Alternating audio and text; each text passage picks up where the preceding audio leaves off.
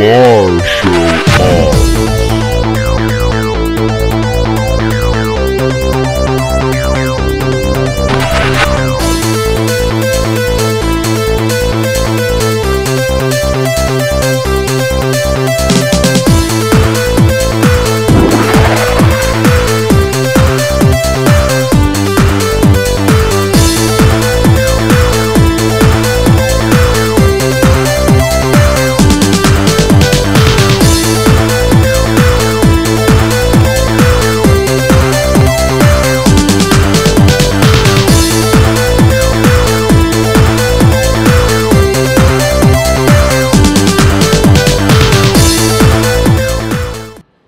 Sensei, mēs esam priecīgi jūs sveikt mūsu cīņas mākslas svētkos kā Latvijas Aikido federācijas prezidentu un Latvijas skolnieku džudo asociācijas pārstāvi. Džudo ir olimpiskais sporta veids, bet Aikido sistēmā sacensības netiek rīkotas. Kādas ir jūsu domas par šo ideju apvienot dažādu cīņas veidu pārstāvis un veidot sacensības vairākās disciplīnās? Šajās sacensībās piedalās daudz dažādu cīņas veidu dalībnieku. Šīs sacensības dod iespēju dalībniekiem demonstrēt savas zināšanas un iemaņas, kuras viņi ir uzkrājuši piedaloties citās sporta sacensībās. Tradicionālo veidu pārstāvi varēs demonstrēt savu tehniku, iekšējo disciplīnu un koncentrāciju. Šodien mēs varēsim vērot Aikido grupas uzstāšanos ar jūsu piedalīšanos. Jā, tā būs Aikikai novirziena Aikido demonstrācija. Jums ir seni sakari ar Hombu Dojo Aikikai, un jūs no turienes aicināt uz Latviju vadošāko speciālistus. Jā, vienu reizi gadā no Hombu Dojo atbrauc speciālisti, kas pieņem kvalifikācijas eksāmenus. Šodien jūs tiesāsiet sacensības pašaizsardzībā starp dažādiem cīņas pārstāvjiem.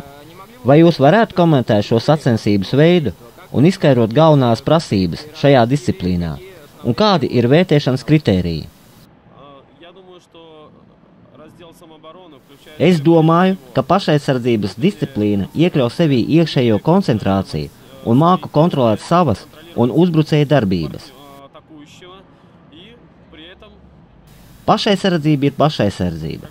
Ja cilvēks nespēja kontrolēt savas darbības sacensībās, tad arī dzīvē, reālajā draudu situācijā, viņš nespējas pareizi rīkoties. Tātad viņa trenētā tehnika nav efektīva. Tāpēc mēs vērtēsim tieši šo spēju kontrolēt sevi un partneri, spēju rīkoties precīzi un cik šī demonstrētā tehnika ir efektīva. Tātad pats galvenais priekš dalībniekiem ir paškontrole un gara spēks. Paldies, Sensei, par interviju un ceram uz sadarbību nākotnē.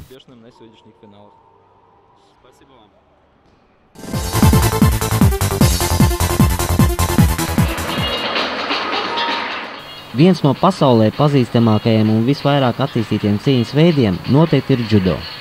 Jau 1964. gadā, kad Tokijas spēlēs džudo debitēja kā olimpiskais sporta veids, Latvijas sportists Ārons Bagoļubovs kļuva par bronzas medaļas ieguvēju.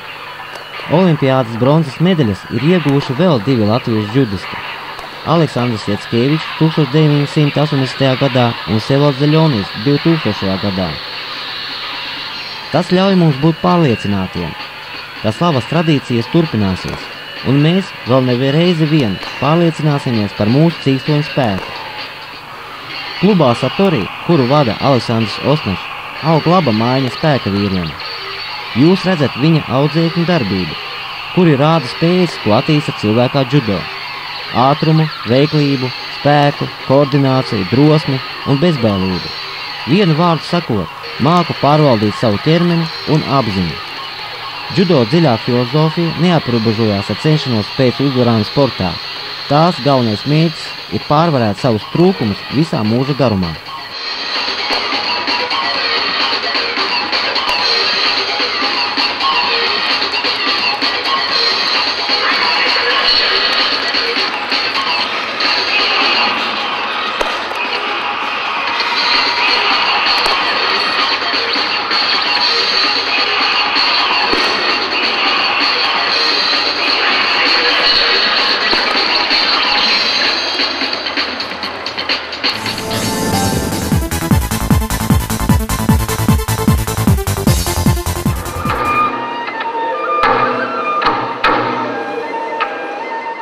Kā jau minēja savā intervijā Latvijas Aikido federācijas prezidents Aleksandrs Osnečs, kur uzstāšanos jūs patreiz redzat, Latvijas Aikido cienītājiem ir lieliski iespēja paaugstināt savu līmeni Japāņu Aikikai meistaru semināros, kas pasaulē ir vadošā Aikido organizācija.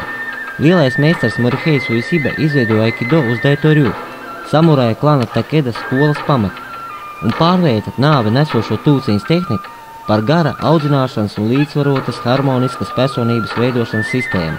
Viņš uzskatīja, ka vēlme uzvarēt būt pārākam par pretinieku bojā cilvēka raksturu, tāpēc Aikido nekad nerīko sacensības, bet tā sekotāji cenšas apgūstot tehniku, attīstīt savas garīgās un fiziskās īpašības un palīdzēt to izdarīt saviem biedriem, treniņu partneriem. Aikido paņēmienu mērķis ir nevis sakropļot vai nogalināt uzbrukošo pretinieku, bet likt tam saprast, ka visi viņa mēģinājumi nodarīt kādu ļaunumu ir veltīgi un lemti neveiksmē. Mēģināt uzvarēt Aikido meistaru ir tikpat bezjēdzīgi, kā censties izsmaut jūru. Metot tam izaicinājumu, uzbrucējs stājās pretī dabas spēkiem, un viņa neveiksme ir iepriekš nolēmta. Visā pasaulē ar Aikido nodarbojās desmitiem tūkstošu vīriešu un sieviešu, sirmgalvi un bērnu. Arī Latvija nav izņēmums. Arī šeit ir sagatavoti daudz speciālisti šajā cīņas mākslā, dažus no kuriem jūs tajā varat redzēt demonstrācijā.